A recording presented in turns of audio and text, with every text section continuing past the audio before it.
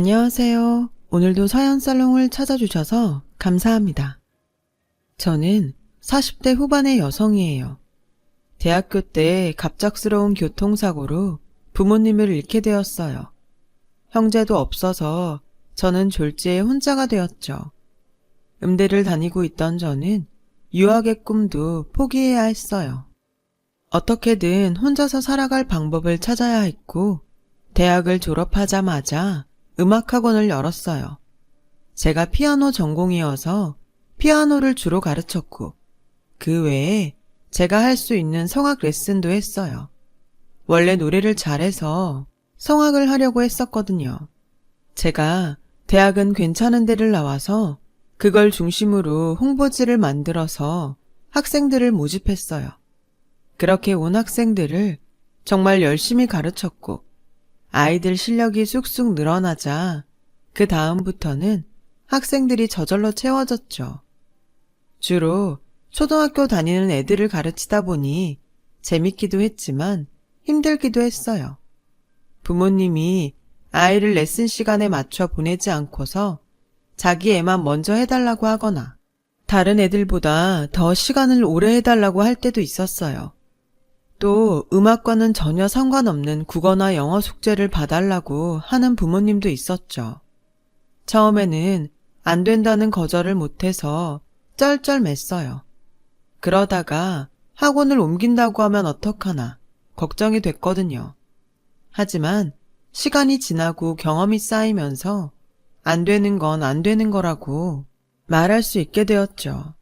제가 그렇게 맺고 끊는 게 분명해지니 오히려 학부모님들이 더 좋아하더라고요. 학원을 하면서 같은 건물에 새든 다른 자영업자분들하고도 친해졌어요. 그러면서 인생에서 어려움을 겪은 건 나뿐이 아니라는 것도 알게 됐습니다. 특히 건물 주인인 아주머니가 맨 위층에 살았는데 관리인도 두지 않고 매일 계단하고 화장실 청소를 하셔서 제가 도와드리다가 친해지게 됐어요. 이 건물에 내 피땀이 다 들어갔어. 이것 때문에 다시 일어섰지. 그런데 어떻게 남의 손에 맡겨? 힘들어도 내가 해야지. 유정 씨도 지금은 혼자이고 힘들겠지만 언젠간 다 웃으면서 얘기할 수 있는 날이 올 거야. 라며 격려를 해주셨어요. 저는 그렇게 주변에서 위로도 받고 힘도 얻으면서 점차 학원 일에도 능숙해졌어요. 그러다가 한 남자를 만나게 됐어요. 그 사람은 우리 학원에 피아노를 배우고 싶다며 찾아왔더라고요. 제가 회사를 그만두고 개인 사업을 준비하고 있거든요. 그래서 시간이 많아졌어요. 어릴 때 체르니 100번까지 쳤는데 베토벤까지 칠 수 있었으면 좋겠네요. 잘 좀 부탁드립니다. 그 즈음에 성인반도 숫자가 늘어나기 시작해서 원래 저녁 6시까지 하던 학원을 밤 8시 반까지 열었거든요. 그렇게 그 사람을 6개월 정도 가르치던 어느 날이었어요. 레슨이 끝난 후 남자가 제게 말을 걸었어요. 선생님한테 저녁 한번 사고 싶은데 시간 좀 내주세요. 제가 예전에 다른 데서도 좀 배워봤는데 이렇게 친절하고 정성을 다해서 가르치시는 분은 처음이라 대접하고 싶어서요. 괜찮아요. 선생님이 학생 잘 가르치는 건 당연한 건데요. 이렇게 말씀해 주신 것만으로도 충분해요. 라고 했지만 남자는 끈질기게 저녁을 사겠다고 하더군요. 어쩔 수 없이 약속을 받아들였지만 좀 부담스러웠어요.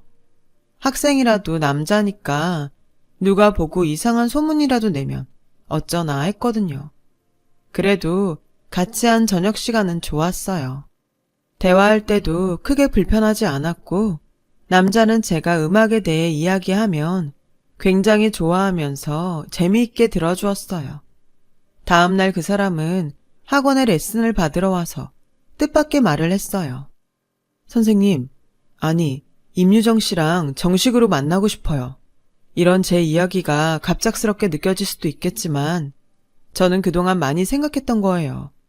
제가 저녁 먹자고 한 것도 최대한 부담 안 주려고 그런 건데 절대 쉽게 이야기한 건 아니었어요. 라며 꽤나 진심 어린 마음을 표현했어요. 그래도 저는 생각할 시간이 필요했죠. 이런 고민을 건물 주인 아주머니한테 얘기했습니다. 다 큰 어른들이 좋으면 만나는 거지 왜 고민을 해? 그 남자가 마음에 안 들어? 그건 아닌데 이제 겨우 제 생활이 안정됐는데 또 어수선해지는 거 아닌가 걱정이 돼서요. 이렇게 자리 잡기까지도 시간이 걸렸는데 다시 내 생활에 변화가 생기는 게 맞나 싶어요. 지금이 중요한 시기잖아요. 남들 눈도 무섭고요. 그렇게 생각하면 평생 아무것도 못해. 아주 마음에 없는 거 아니면 편하게 만나봐. 당장 진지해질 필요도 없고 결혼까지 생각 안 해도 되잖아. 누굴 만나는 것도 때가 있는 법이야. 이렇게 젊은 나이에 만날 수 있으면 만나야지. 사실 누군가를 만나고 싶었지만 학원 일에 방해가 될까봐 걱정이 됐거든요. 이렇게 옆에서 응원해줄 사람이 필요했는데 마침 아주머니가 그런 얘기를 해주시니 정말 마음이 든든해졌어요. 저는 남자에게 일단 너무 부담 갖지 말고 편하게 만나자고 했고 남자는 그러겠다며 좋아했어요. 그렇게 그 사람과 사귀게 됐고 어느덧 6개월 넘게 만남이 계속됐어요. 그 사람은 저와 결혼하고 싶다고 했어요. 저는 아직 부모님 돌아가신 얘기를 안 했던 때라 망설였어요. 제가 자꾸 대답을 피하자 하루는 저를 붙잡고 오늘은 꼭 대답해줘. 내가 싫으면 싫다고 하던가. 근데 지금까지 별 문제 없이 만났으니 그건 아닌 것 같은데 혹시 결혼할 마음이 없는 거야? 저는 어쩔 수 없이 부모님에 대해 털어놓았어요. 물론 내가 고아로 큰 것도 아니고 그게 무슨 문제가 아닌 것도 알지만 나이 드신 어르신들은 생각이 다르잖아. 결혼을 하면 오빠네 부모님도 만나고 해야 되는데 좋아하실지 걱정부터 돼. 그게 무슨 상관이야. 네 말대로 그게 문제가 돼? 지금이 중요하지. 이렇게 자기 일 하면서 잘 살고 있는데 넌 그런 걱정부터 한 거야? 우리 부모님 그런 분들 아니야. 결국 저는 그 사람과 결혼을 결심하게 됐고 남자 부모님을 만나러 갈 날짜를 잡았어요. 아주머니한테 그 얘기를 하려고 찾아갔는데 집에 안 계시더라고요. 혹시나 하고 창밖으로 밖을 내다봤는데 좁은 차도 건너편에 있는 약국에서 아주머니가 나오는 게 보였어요. 아주머니는 비틀거리시더니 차도 쪽으로 넘어지시더라고요. 저는 놀라서 얼른 뛰어내려가서 아주머니를 안아서 인도로 왔죠. 아슬아슬하게 자동차가 저와 아주머니를 스치고 지나갔어요. 하마터면 아주머니가 차에 치일 뻔했던 거였어요. 저는 가슴이 두근거리고 소름이 쫙 끼쳤어요.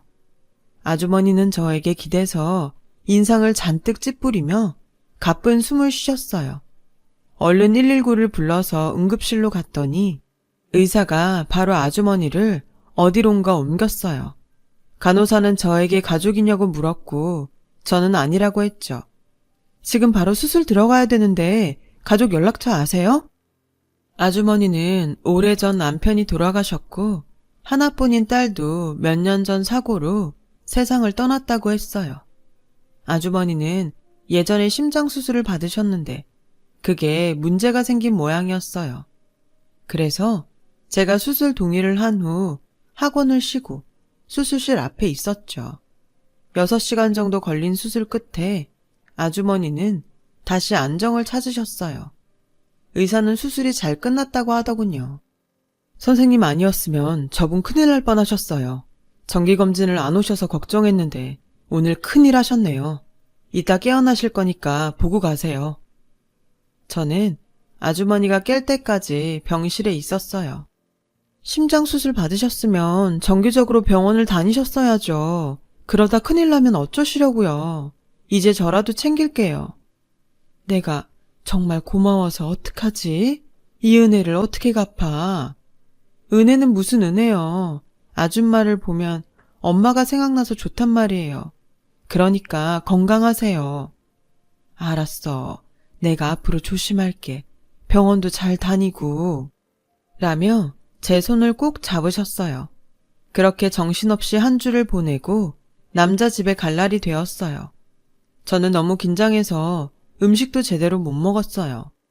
학원 자리는 좋은 데에 잡았네.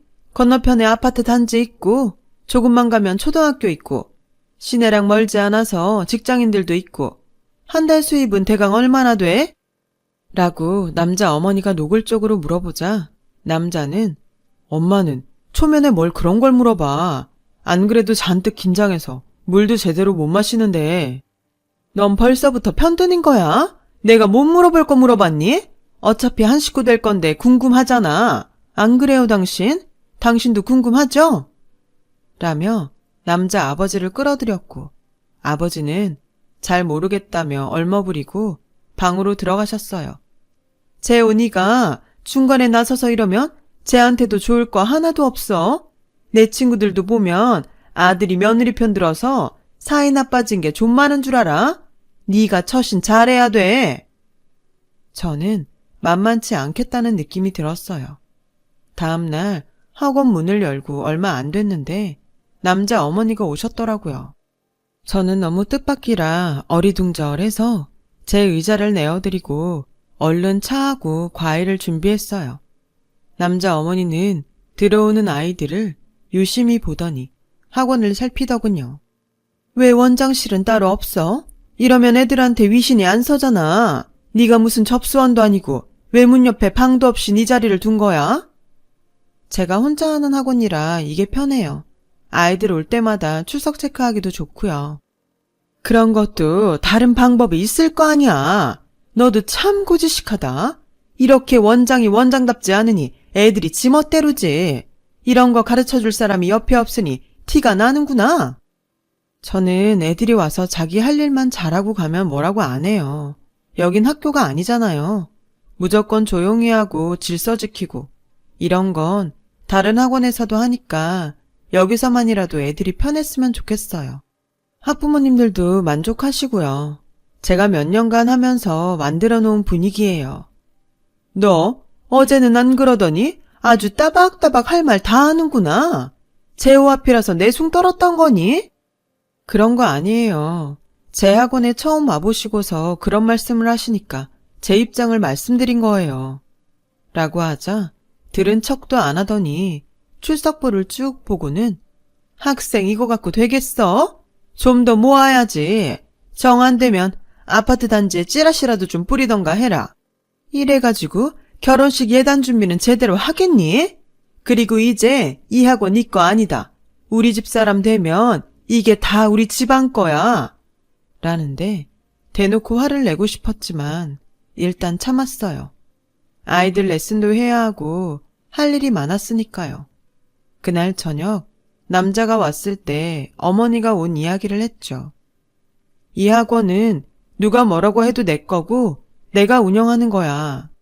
이런 식이면 난 결혼 생각해 봐야 될 것 같아. 정말 미안해. 내가 대신 사과할게. 근데 엄마는 별뜻 없이 한 말일 거야. 네가 나랑 결혼하면 가족이 되는 거라고 강조하고 싶었던 거겠지. 이깟 학원이 뭐라고 그렇게 관심을 갖겠어. 이깟 학원이라니? 여긴 내가 몇 년 동안 열심히 갖고 온 내 삶의 터전이야. 오빠는 여길 그 정도로밖에 생각 안 했던 거야? 아무리 오빠 보기에 별거 아닌 것 같아도 그런 식으로 말하면 안 되지. 이깟 학원에 배우러는 오빠는 뭔데 그럼? 그래, 내가 말 실수했어. 근데 좀 그냥 넘어가면 안 돼? 나도 말하다 보니까 그냥 나온 건데 너 좀 너무 따지는 것 같다. 그날 저는 그 남자와 사귄 이후로 제일 크게 싸웠어요. 저는 며칠 동안 연락도 안 받고 남자가 학원에 와도 연습하다가 가라고 하고 진도를 봐주지 않았어요. 제가 가진 걸 그렇게 함부로 대하는 사람은 정말 아니라는 마음만 들었거든요. 남자는 정말 잘못했다며 저한테 몇 번이고 사과를 했어요. 남자가 그런 말을 한 게 처음이기도 했고 실수라면 다시는 그러지 않겠지 하고 저는 사과를 받아들였어요. 하지만 결혼을 서두르고 싶지 않아서 일정을 차일피일 미뤘어요. 그렇게 2달쯤 지났을 때 아주머니가 다시 건물 청소를 시작하셨어요. 아줌마, 벌써 움직이셔도 돼요? 무리하지 말고 쉬엄쉬엄 하세요. 계단하고 화장실 청소 지금까지 했던 것처럼 제가 계속해도 돼요. 괜찮아. 아픈 데도 없는데 가만히 있으려니까 좀이 쑤셔서 못 견디겠어. 그리고 내가 옆에서 우리 유정이도 지켜줘야지. 제가 아주머니 병문안을 갔을 때 자세히는 아니지만 남자 어머니가 찾아왔던 얘기를 했거든요. 저는 정말 눈물이 날 만큼 고마웠어요. 말씀만이라도 그렇게 든든할 수가 없더라고요. 그리고 얼마 안 가서 남자가 저보고 다시 자기 집에 가자고 하더군요. 내 동생 경호 알지? 걔도 결혼할 사람이 생겨서 집에 오기로 했거든. 그래서 다 같이 밥 먹으면 어떠냐고 하니까 엄마 아빠도 좋다고 하셨어. 이번에 가서 오해도 풀고 서로 관계도 회복하면 좋잖아. 라며 저를 열심히 설득했어요. 이렇게까지 말하는데 안 간다고 하는 것도 예의가 아닌 것 같아서 알겠다고 하고 아주머니한테 선물로 뭐가 좋을지 의논을 했죠. 동생 여자친구도 오면 비교될 텐데 어떻게 해야 될지 걱정이에요. 저번에 가져갔던 선물도 그렇게 마음에 들어하는 것 같지 않았거든요. 너무 어렵게 생각하지 말고 할 수 있는 만큼만 해. 마음이 중요한 거지. 내가 과일 진짜 좋은 거 갖다 놓는 가게 알아. 거기 전화해서 바구니 하나 해달라고 할게. 진짜 고급 과일도 취급하는 집이거든. 그렇게 아주머니는 과일 바구니를 준비해 주셨고 저는 한우 세트를 준비했어요. 아주머니는 선물이라며 과일 바구니 값을 받지 않으셨어요. 인사 잘하고 와. 어땠는지 갔다 와서 얘기해줘. 저는 감사하다고 인사를 하고 선물을 소중히 들고서 남자 집에 갔어요. 남자는 현관에 나와서 반갑게 선물을 받았어요. 와, 이 과일 진짜 좋아 보인다. 어디서 샀어? 아주머니가 신경 써서 준비해 주신 거야. 아주머니? 아, 그 청소하시던 분? 하더니 좀 실망한 표정으로 식탁에 툭 내려놓더군요. 남자는 아주머니가 건물 주인인 걸 모르고 있어서 그런가 보다 했어요. 남자 부모님도 그 말을 들었는지 과일에는 관심도 없고 한우만 보셨어요. 마음이 좀 상해서 말이 없이 있는데 남자 동생과 여자친구가 왔어요. 남자 어머니는 호들갑을 떨면서 현관에 나가 그 여자를 맞이했어요. 남자 말로는 동생 여자친구가 무슨 대기업 임원 딸이라고 하더군요. 남자 어머니는 잘 왔다며 그 여자가 갖고 온 커다란 백화점 과일 바구니를 봤더니 아우, 이것 좀 저리 치워라! 라며 제 과일 바구니를 팔꿈치로 밀어서 바닥으로 떨어뜨리는 거였어요. 그걸 남자는 또 발로 밀어서 부엌 냉장고 옆으로 처박아 놓더군요. 저는 더 이상 참을 수 없어서 두 사람을 제치고 과일 바구니를 품에 안았어요. 오늘은 제가 있을 만한 자리가 아닌 것 같네요. 실례가 많았습니다. 라며 과일 바구니를 들고 그 집을 뛰쳐나왔어요. 정말 서러운 눈물이 하염없이 쏟아지더군요. 남자는 저를 따라 나오지도 않았어요. 집에는 가고 싶지 않은데 과일 바구니를 들고 어딜 돌아다니기도 그래서 학원으로 갔더니 마침 아주머니가 집에서 내려오시더라고요. 아주머니는 저를 보고 환하게 웃으시다가 과일 바구니를 보고는 그 집에 안 갔어? 무슨 일 있었던 거야? 라고 하시는데 그만 눈물이 터져버렸어요. 제 얘기를 다 들으신 아주머니는 제 손을 꼭 잡으시더니 일단 한숨 돌리고 나서 그 남자한테 오늘은 미안했다고 전화해. 그리고 부모님하고 같이 좋은 데서 대접하고 싶다고 약속을 잡아. 그 다음은 내가 알아서 할게. 저는 어떻게 하실 건지 물어봤지만 아주머니는 일단 저보고 남자한테 전화부터 하라고 하셨어요. 아주머니가 시키는 대로 남자한테 전화해서 식사 약속을 잡았어요. 약속날 나갔더니 남자 부모님은 저를 보자마자 떨떠름한 표정을 짓더군요. 게다가 남자 아버지는 자기는 친구들과 근처에서 만난다며 바로 일어났어요. 그런 식으로 저한테 분풀이를 하는 것 같았어요. 남자 어머니는 대뜸 저한테 내가 오늘 재호만 아니었으면 이 자리 나오지도 않았어. 그게 뭐 하는 짓이니? 처음 인사하는 사람이 온 자리에서 그러고 뛰쳐나가? 아무리 부모가 없어서 못 배워도 그렇지. 그 정도 교양도 없니? 가져온 선물 도로 가져가는 건 또 뭐니? 지금까지 너 혼자 어떻게 살았는지 모르겠지만 우리 집안은 그런 집 아니다. 정신 똑바로 차리고 주말마다 와서 집안일부터 다시 배울 생각해. 제가 며느리도 아닌데 주말마다 거기 가서 집안일을 왜 해요? 라고 하자 남자는 지금 뭘 잘했다고 이러는 거야? 내가 오늘 부모님 모시고 오느라 얼마나 노력한 줄 알아? 네가 이런 식으로 나오면 안 되지. 라며 다그쳤고 저는 그래서 니네 아버지는 내가 오자마자 보란듯이 약속했다고 나가셨어? 이게 나 물먹이려고 작당한 거지 무슨 노력을 했다고 그래? 너 지금 나보고 너라고 했어? 전화로 미안하다고 한 건 빈말이야? 내가 너 갈 때 안 따라 나가서 섭섭해서 이러나 본데 그날 너 잘한 거 하나도 없어. 어떻게 손님 왔는데 그러고 나가? 나도 손님이야. 내가 정식으로 결혼 반지를 맞추기를 했어? 결혼식장을 잡기를 했어? 라고 하니 남자 어머니는 자리에서 일어나며 됐다. 그만 돌아가자. 뭐 저런 경우 없는 애가 다 있어? 내가 그랬지? 부모 없는 애 고르는 거 아니라고. 사과를 한다더니 무슨 이런 적반하장이 다 있냐?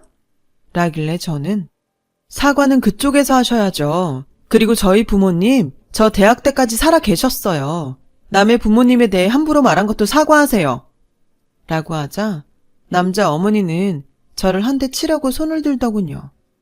제가 그 손을 막자 남자는 저한테 화를 냈고 남자 어머니도 손 놓으라고 소리를 질렀어요.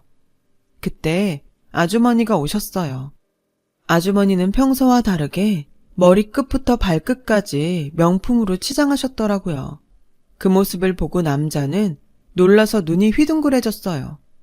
야, 너 미쳤어? 이런 자리에 저런 아주머니를 왜 데려와? 아주머니도 아무리 눈치가 없어도 그렇지. 여기가 어디라고 나오세요? 그러자 아주머니가 명함을 내밀었고 명함을 본 남자는 얼굴이 새하얗게 질렸어요. 아주머니 명함에는 투자회사 대표 직함이 찍혀 있었어요. 사실 아주머니는 시내 중심에 큰 건물도 몇 채 갖고 있고 여러 곳에 투자를 하는 큰 손이었던 거예요. 게다가 남자가 투자를 받으려고 했던 것도 아주머니가 자금을 대주는 회사였던 거죠. 그걸 알고 남자는 아무 말도 못하고 손만 덜덜 떨더군요.